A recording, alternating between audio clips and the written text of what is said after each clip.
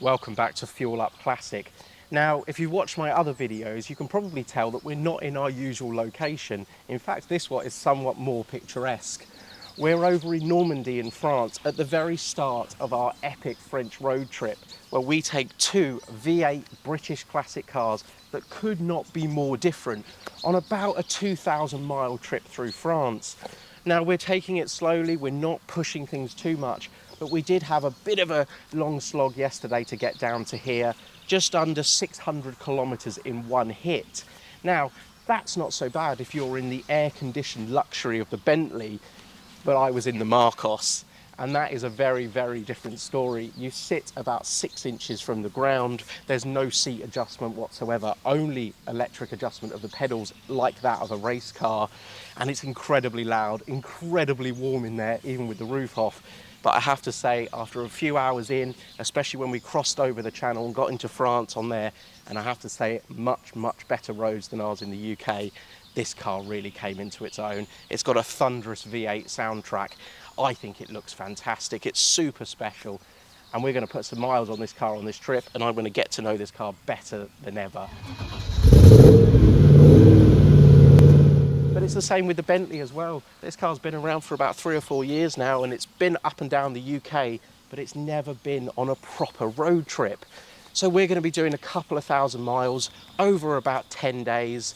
We're currently just south of Rouen in Normandy, and we've got about a 5-hour push down to our next location further down.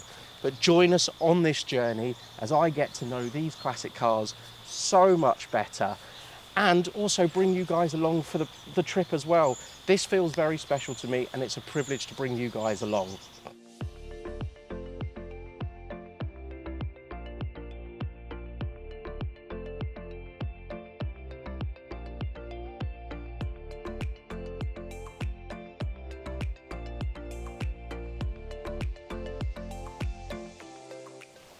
So when trying to think of a title for this video, and they're quite hard to film road trip style videos because you don't really just want to see me at each destination stood in front of the car talking about it. And I will take both of these cars out for a drive on some of these beautiful French country roads, just to tell you what I've learned in the time of getting behind the wheel of these cars and how each one has fared on a longer road trip, and why I love each one more than I did before. And let's not forget, that's a very, very low production number British built sports car. It's going to have its little eccentricities, and it certainly does. And it's kind of the same for the Bentley as well, you know. These are fantastic vehicles, but they're not perfect, but they are just great fun. And that's what I think classic motoring should be all about. And I was reminded of that on this leg of the journey. As we drove down about 4.5 hours, we actually passed through Le Mans, and it was Le Mans Classic this weekend, which, if you don't know what that is, it's basically the mecca for motorsport, and this one's a big one. It's 100 years of Le Mans. They're running the Le Mans 24 hours and they're running the Classic all within the same year. So it's a very, very special year, and we were able to experience just a little bit of that on the drive down. And it made me realise that there's so many owners out there that are not scared to use their cars. We saw everything from 1920s Bentleys all the way through to the newest Ferraris and McLarens, all driving down, all sharing a love of motoring.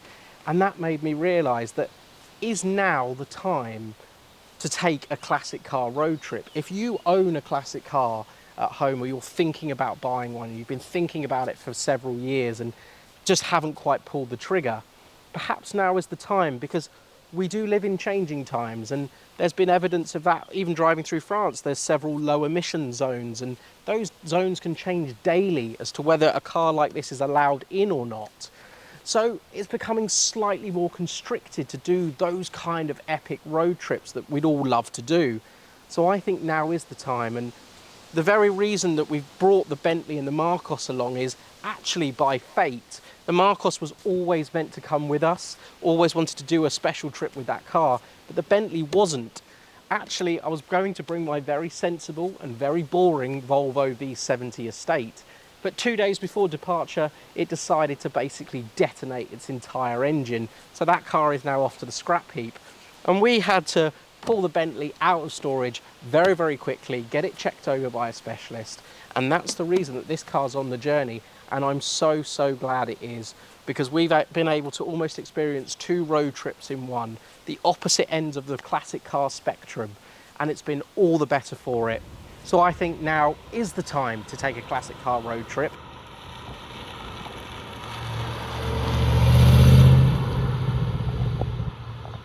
There's been many highlights on this trip so far, but we've managed to visit what I think is petrol head heaven. I was lucky enough to come here last year and looked around some of the fantastic cars on display, and coming back for a second time certainly didn't disappoint. I thoroughly recommend it if you're planning a road trip through this area of France. It's even worth a detour, even if you're not going too close by. It's a fantastic site, so many cars on display, and well worth a visit. But join me as I take both of these out for a quick drive, and I'll talk you through what I've learnt so far on this 2,000-mile French road trip.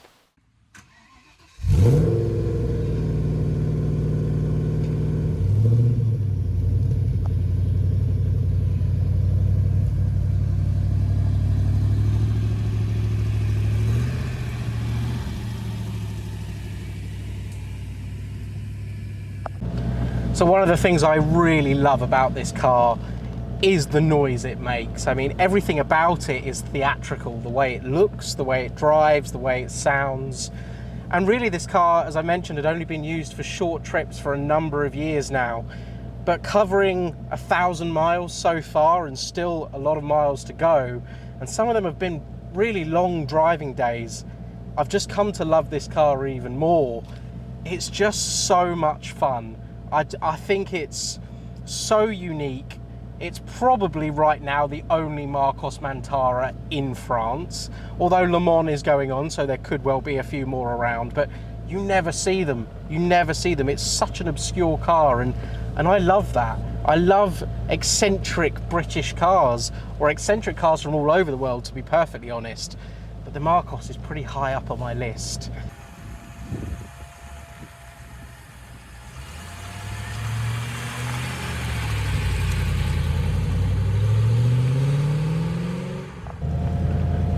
So if you've ever been curious about what it's like to drive a Marcos, especially what it's like to drive a right-hand drive Marcos in France, well, I'll just try and run you through some of the basics, because these cars are quirky, and the only thing really I can compare it to is perhaps a TVR of the era or something like that, and they're great cars, and they're probably a TVR Chimera or a Griffith is probably a better suited tourer than the Marcos, but arguably they haven't got the theatre that the Marcos has got, and you do sit down, as I've said, probably about 6 inches off the ground.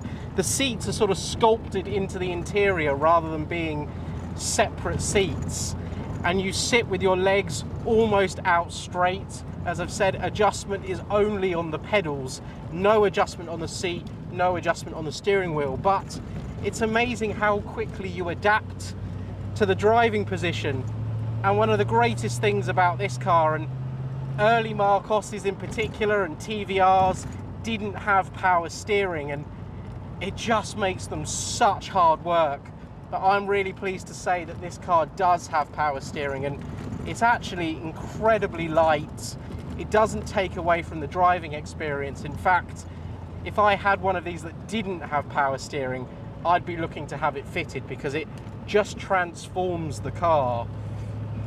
And everything else, well, it's a standard R380 gearbox fitted in loads and loads of cars, everything from Land Rovers to Rovers to TVRs to other kit cars of the era. Tried and tested, 5-speed manual, pretty damn good, to be honest, pretty much indestructible, and if you are unlucky enough to break one, at least you know you can get spares easily. And that's another great thing about these cars, because they are made up of many other bits and bobs of other cars. And you might have noticed the rear lights, well, they're straight from a Mark I Ford Mondeo, and as I found out to my displeasure, it's not very easy to get those parts anymore, because there's no Mark I Mondeos left. but everything else is pretty much easy, plain sailing really to get bits. Rover V8, well served in all departments. As I say, this one's a 3.9 litre V8, and all you need to do is get it out on one of these little roads. We're just coming out of a little French village, so I'll just blip the throttle for you. I love it. Those exhausts sit just below you. As you see, they sit super low, so we've had to be very, very careful on some of these huge speed bumps they seem to put in the little French villages, and this car's only on tiny little wheels as well. There's very little ground clearance, so you do have to be really careful of that. But get it out on the big French toll roads, and as I said, we did one hit here of about 6.5 hours in one go on the toll roads. It sat very happily between 70 and 80 miles an hour the whole way. This car is barely ticking over at that speed. This is still a big V8 engined car, but it doesn't weigh a lot. And actually, when we've been cruising along and this car's pretty unstressed really, we've hit 25 mpg, which I don't think is bad for a 103,000 mile Marcos with a V8 engine in the front. In fact, I think that's pretty damn good. The only thing I have noticed is the petrol tank is pretty small, so you do find yourself filling up more times than you'd like, especially compared to the Bentley, which, as I said before, has got a 100-litre tank. Out of the two, I thought on this journey I would always favour driving the Bentley. It was my childhood hero car, and as I've said, I'm lucky enough to have had that car for quite some time now. But each and every time we've gone out, we've gone for drives, or we're travelling down to our next destination in France, I find myself getting behind the wheel of this. And even though it gets very, very hot in here, that is one thing that I would like to sort out. So I'm already thinking about some other road trips we might be able to do with this car, and I think maybe the mountains of northern Spain might be a fantastic trip. I can just imagine this car roaring up those mountain roads. So that might come a little bit later in the year, but we're going to have to sort out how hot it gets in here. It does have the provision for air conditioning, it was just never fitted from the factory, but there is space in the engine bay, so we might have to look at getting that done. But I'm so glad we took this car. It surprised me on so many levels, and it's made this trip such a joy, such a unique experience. So now I'm just going to switch things up. We'll jump in the Bentley and take that for a quick drive as well, just so you can see the vast differences between the two, and also talk you through why that car has just been so memorable on this trip, and why I love that car even more than I did at the start.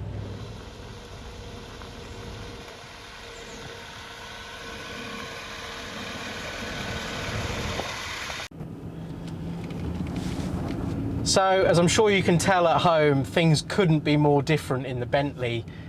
I really can't think of a better car to do a big European road trip. I mean, I'm sat here in absolute comfort.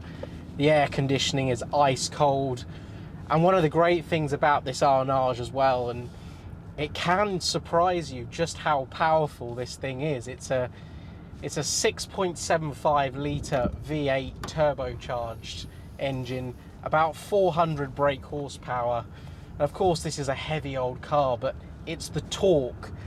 And if you put these two cars side by side in terms of performance figures, you'd think the Marcos would really give it a good run for its money, but the Bentley in terms of performance is in a whole different league. It really does have all the power you ever need to just pull away, overtake, and when you're on the motorway, it will sit at any speed you want very comfortably all day long. It really is a delight to cover big mileage in this car, but I guess that doesn't really come as a surprise. This is an uber luxurious car. It might be 23 years old now, but I think it's worn those years very, very well. And that's a testament to just how well this car has been maintained over the years. Not just during my time with it, but the previous owner and the previous owners before that. And that is so important with a car like this. Yes, you can buy one very cheaply, really, for what they offer, but the maintenance costs, well, they are they are high. I can't sugarcoat that. And I know that it's the question we all get asked all of the time with these sorts of cars is, well, how much does it cost to run, especially on a trip like this? Well, as I mentioned at the start of the video, this has got a 100-litre tank. We're currently paying about €1.95-ish a litre. So you can do the maths, it's just shy of €200 to fill it up. But we've not been going silly on this journey. We've been taking it steady on some long routes and that sort of thing. And this car is achieving about 22 miles to the gallon, which when you consider there's 5 people in this car, air conditioning on full blast, the boot full of luggage, that's not bad really. It's pretty expensive, but when you consider what this car is, I think that's quite impressive, to be perfectly honest. And of course, when it comes to actually driving it, well, it's the same as at home really. You're always wary that this is a big car, and there's no more sort of truth to that when you're trying to navigate down a tiny French cobbled street and there's cars either side. You are aware that this car really is much happier out on the open road. But having said that, we've had no issues whatsoever. Apart from parking the thing, it takes up about 2.5 times a normal parking space here in France. So you do need to allow for that. I just think it's such a pleasure to spend time behind the wheel of this car. But there's nothing quite like a big road trip to get to know a car even better. Now, it's certainly different driving this car on this journey and spending time behind the wheel, sometimes 6-7 hours at a time, but getting out and feeling refreshed. And you may already have seen my previous video last year when we went down to the southeast of France in my Land Rover Defender. Well, that was a very different experience, but it was still fun. And that also begs the question really of whatever classic car you've got, you can go and enjoy them on these longer journeys. It doesn't need to be a big, humongous Bentley like this or a 2-seater sports car like the Marcos. Any old car is fun, and it's about making memories and making trips with them.